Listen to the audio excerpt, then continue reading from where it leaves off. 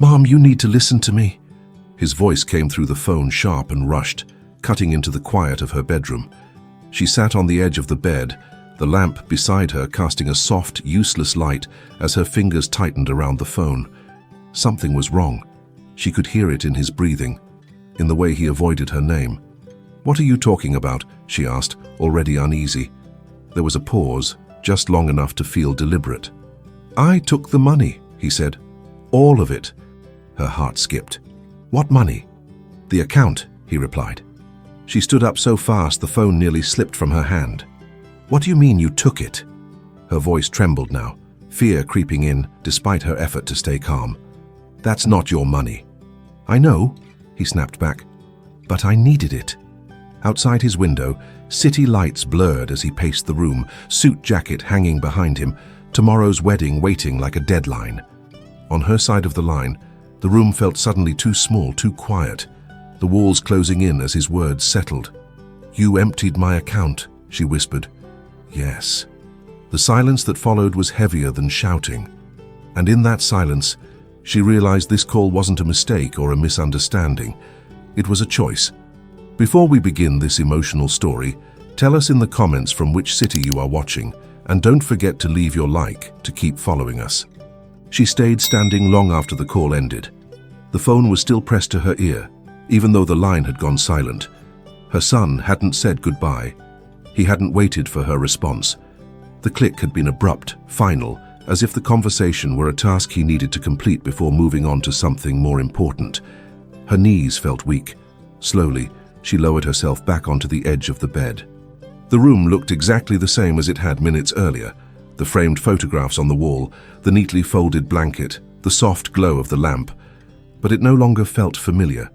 It felt like a place she had just been locked inside. "All of it," he had said. Her fingers trembled as she opened her banking app. She told herself there had to be a mistake, a misunderstanding. Maybe he meant a portion. Maybe he was exaggerating. She typed in her password once, twice. The screen loaded. The balance appeared, 0. Her breath caught in her throat. She stared at the number, willing it to change, to correct itself. It didn't. Years of careful planning, of saving, of trusting the systems and the people she loved, gone in a single transfer she hadn't authorized. Her son had access. Of course he did. She had given it to him years ago, back when he was younger, when trust felt natural and unquestioned. "In case of emergencies," she had said. She had never imagined she would be the emergency. She pressed her hand against her chest, trying to steady the pounding of her heart. Memories came rushing in, uninvited. His first steps across the marble floor of their old house. The nights she stayed awake when he was sick. The way he used to run toward her when he was scared. She had built her life around protecting him, providing for him, believing that love meant never letting him feel the weight she had once carried alone. Now that weight pressed down on her all at once, she called him back. It went straight to voicemail. "Please," she whispered into the empty room, lowering the phone slowly. She didn't cry, not yet.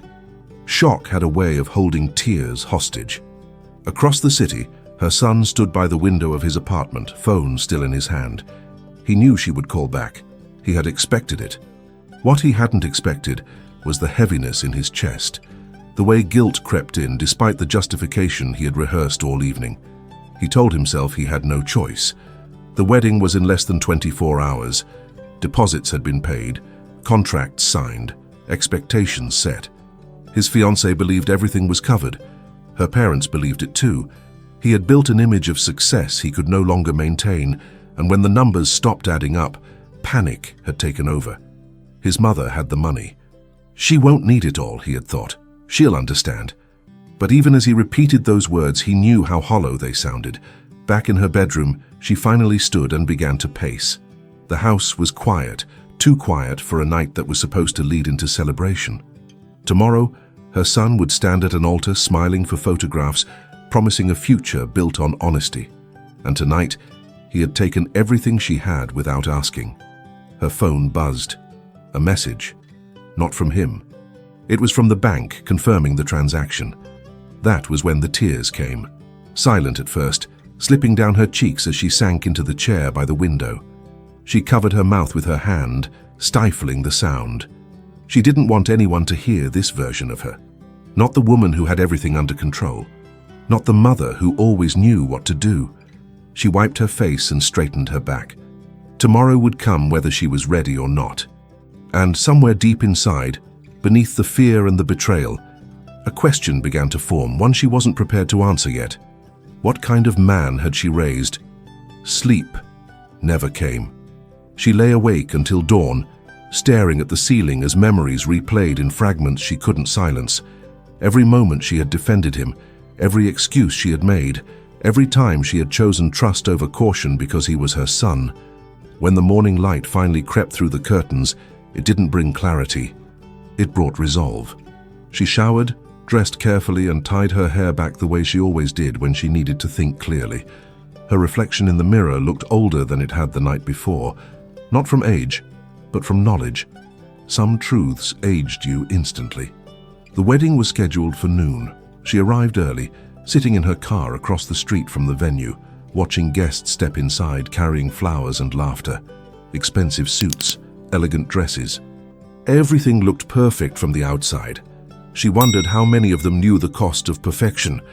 Inside, her son stood in a small room with his groomsmen, adjusting his tie. He laughed when someone joked, but his smile didn't reach his eyes. He checked his phone repeatedly. No missed calls, no messages. The absence unsettled him more than anger would have. He had expected her to show up upset, demanding answers. He had rehearsed what he would say, how he would explain, how he would apologize just enough to move forward. But her silence felt heavier than confrontation. When she finally entered the venue, conversations slowed, heads turned. She was known there. The successful mother, the generous one. She greeted people politely, returning smiles that felt foreign on her face. He saw her from across the room. For a moment, relief washed over him. She had come. That meant things weren't as bad as they could be. He walked toward her, forcing confidence into his steps. "Mum," he said, lowering his voice, "I was hoping you'd—" "We need to talk," she replied calmly. "After the ceremony," he suggested quickly. "Today is already stressful." She looked at him then, really looked. The familiar face she loved, now carrying something new beneath the surface. Entitlement, fear, avoidance. "Now," she said. They stepped aside into a quiet hallway. The sounds of the celebration faded behind closed doors. "Why didn't you tell me?" she asked. He exhaled sharply. "I didn't have time. Everything was falling apart." "That money was my security," she said. "My future." "You're fine," he replied, a little too quickly. "You have more than enough. I needed it more." The words landed hard. I needed it more. She felt something inside her settle. Not anger, acceptance. "You didn't ask," she said. "You decided." "I'm your son," he said defensively. "Families help each other." "Families don't steal," she replied. He looked away. "I was going to tell you." "When?" she asked. "After the honeymoon?" He didn't answer. She reached into her purse and pulled out an envelope. "I came to give you this," she said, handing it to him. His eyes lit up with relief as he opened it. Then confusion crossed his face. It wasn't money. It was a document. "What is this?" he asked. "A revocation of access," she said calmly. "Effective immediately." His face hardened. "You're doing this now?" "I should have done it sooner," she replied. "You're embarrassing me," he snapped. "Today is supposed to be about me." She nodded slowly. "That's the problem," he scoffed. "You're overreacting." She stepped closer, lowering her voice. "You took everything I worked for without asking. You didn't think about me for 1 second. And now you're angry because I won't pretend that's love." Silence filled the hallway. "I raised you to be better than this," she continued. "But today I realize I raised you to expect." His jaw tightened. "So what now?" he asked bitterly. "Now," she said, "you get married." She turned and walked away before he could respond. As she returned to her seat, her hands shook, but her steps didn't. She had said what needed to be said. Whether he heard it or not was no longer in her control. The ceremony began. Music swelled. Guests stood. And as she watched her son walk toward the altar, she wondered if this was the moment that would define him, or the moment that would finally change him. The ceremony ended with applause. People stood, smiling, wiping tears, congratulating one another as if nothing beneath the surface had cracked. His son kissed his bride, laughter returning to his face like a mask he knew how to wear well. Cameras flashed, promises were made. And through it all his mother remained seated, hands folded in her lap, watching without interrupting the moment she had once dreamed of for him. At the reception, music filled the room. Glasses were raised. Toasts were made about love, loyalty, and family. Each word felt heavier than the last. She declined champagne. She didn't trust her hands to hold the glass steady. When the time came for speeches, her son stood and tapped the microphone, smiling broadly. "I just want to thank my mother," he said, gesturing toward her. "She's always been there for me, always supported me. I wouldn't be here without her." The room applauded. Heads turned toward her. She nodded politely, lips pressed into a thin smile. He didn't see the irony, or maybe he did and chose not to. Later, as guests danced and laughed, she stepped outside for air. The evening was cool, quiet compared to the noise inside. She leaned against the railing, staring at the dark sky, letting the distance steady her. He found her there. "You really had to do that today?" he asked, his tone sharp but controlled. She didn't turn right away. "You thanked me," she said. "That felt unnecessary." "You know what I mean," he snapped. "The papers, the timing." "I didn't choose the timing," she replied calmly. "You did. Last night." He ran a hand through his hair. "You're acting like I betrayed you." She finally faced him. "You did." His expression hardened. "You don't understand the pressure I was under." "I understand pressure," she said quietly. "I built my life under it." "You'll get over it," he said, frustration leaking through. "You always do." That sentence landed harder than anything else he had said. She studied him, really studied him, and saw the child she once protected at all costs, now wrapped in expectations she had helped create. "This isn't something to get over," she said. "It's something to face," he scoffed. "What do you want from me, an apology?" She shook her head. "I want you to understand that love doesn't give you the right to take." Silence stretched between them. Inside, someone laughed loudly. Music shifted to a faster song. Life continued. "I can't fix this right now," he said finally. "Not today." "I know," she replied. He hesitated, as if waiting for her to say something else. When she didn't, he turned and walked back inside. She stayed where she was until the night air grew cold. When she returned home later, the house felt different, quieter, but not empty. She brewed tea she didn't drink and sat at the kitchen table, reviewing documents she had avoided for years. Accounts, trusts, plans she had made assuming family would always mean safety. She began making changes. Across the city, her son lay awake beside his new wife, staring at the ceiling. The celebration had ended, but the tension hadn't. He replayed the conversation over and over, irritation slowly giving way to something else. Discomfort, doubt. For the first time, he wondered what it would feel like to stand where she stood. Days passed, then weeks. Her calls grew fewer, shorter, polite, boundaried. He told himself she was being dramatic. Then he told himself she would come around. But the distance remained, firm and unfamiliar. And slowly, in the quiet space she had created, something he had avoided began to surface. Responsibility. The first real consequence came quietly. A month after the wedding, the credit card his son had always relied on stopped working. At first, he assumed it was a mistake. A call to the bank cleared that up quickly. The account was still active. He just wasn't authorized anymore. Irritation flared, then embarrassment. He didn't call his mother right away. Pride got in the way. He told himself he didn't need her, that he was married now, independent. But independence, he learned quickly, was more than access. It was responsibility. Bills arrived faster than expected. The lifestyle he had built on assumptions began to crack. Small arguments with his wife grew sharper.